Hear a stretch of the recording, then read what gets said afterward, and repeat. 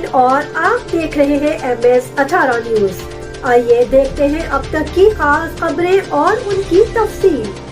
खबर शामिल करते हैं अपने नुमाइंदे अदनान तुफैल हुजरा शाह मुकीम की रिपोर्ट के मुताबिक इंसानियत की खिदमत के हवाले से नौजवान नस्ल में जज्बा परवान चढ़ने लगा।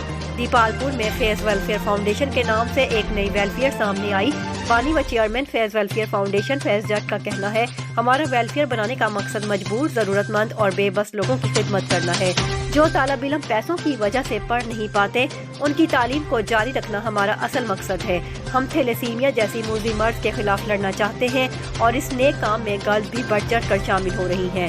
वेलफेयर बनाने पर चौधरी मोहम्मद बूटा, चौधरी रहमत अली, चौधरी खुर्रम जट, चौधरी असद, आतिफ जट, आकाश, सफदर, अली अहमद, आकाशा तैयब, अली जुगनू, राय मुआज़म तौकीर, जिशान और रौफ की मुबारकबाद नेक तमन्नाओं का इजहार ख्याल।